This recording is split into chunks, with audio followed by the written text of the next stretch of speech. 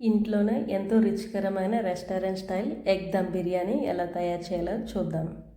ముందుగా ఒక ప్యాన్ తీసుకొని అందులో 3 స్పూన్స్ వరకు ఆయిల్ వేసుకొని సన్నగా తరిగిన ఉల్లిపాయల ముక్కల్ని బాగా నూనెలో వేయించుకోవాలి. గోల్డెన్ బ్రౌన్ కలర్ వచ్చే వరకు వేయించుకోవాలి. ఇలా గోల్డెన్ బ్రౌన్ కలర్ వచ్చాక ఒక ప్లేట్లో తీసుకొని పక్కన పెట్టుకోవాలి. ముందుగా ఒక 6 గుడ్ల వరకు ఉడికించుకోవాలి. ఉడికించిన గుడ్లకు చాక్తో అక్కడక్కడ ఘాట్లు పెట్టాలి. ఒక చిన్న మిక్సీ గిన్నె తీసుకొని అందులో ఒక 2 టమాటాల ముక్కలు వేసుకోవాలి. అలాగే అల్లం ముక్కలు, వెల్లుల్లి ముక్కలు కూడా వేసుకొని మెత్తగా గ్రైండ్ చేసుకోవాలి.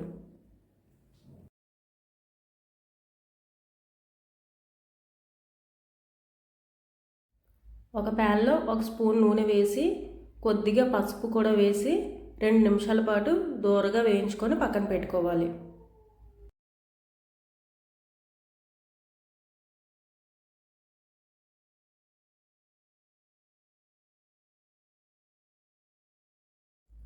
ఇలా గుడ్లు వేయించుకున్న ప్యాన్లోనే 1 స్పూన్ జీలకర్ర, 2 పచ్చిమిరపకాయలు, ఉల్లిపాయ ముక్కలు వేసుకొని బాగా దోరగా వేయించుకోవాలి.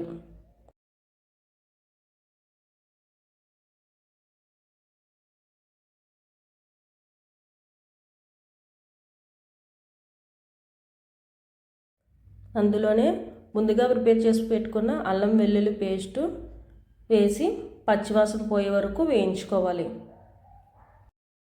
కాస్త మెత్తగా మగ్గిన తర్వాత ఇప్పుడు మంట తగ్గించి పసుపు, కారం, ధనియాల పొడి, బిర్యానీ మసాలా అండ్ ఉప్పు వేసి కలపాలి. అలాగే పెరుగు కూడా వేసుకొని బాగా కలుపుకోవాలి.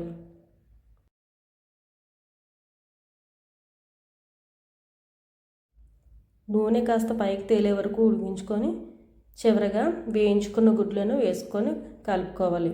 తర్వాత కొత్తిమీర కూడా కొంచెం అలా చల్లుకోవాలి.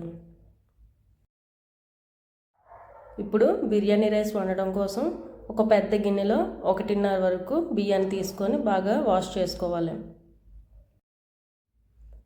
ఇందులో ఎసరకు ఎక్కువ నీళ్లు పోసుకోవాలి. తర్వాత సాజీరా, బిర్యానీ ఆకు, లవంగాలు, యాలకులు, దాల్చిన చెక్క, అలాగే ఉప్పు, 1 స్పూన్ నూనె కూడా వేసుకొని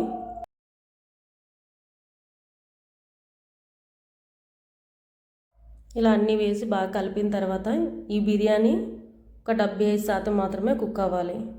మెతుకు గట్టిగా ఉండాలి.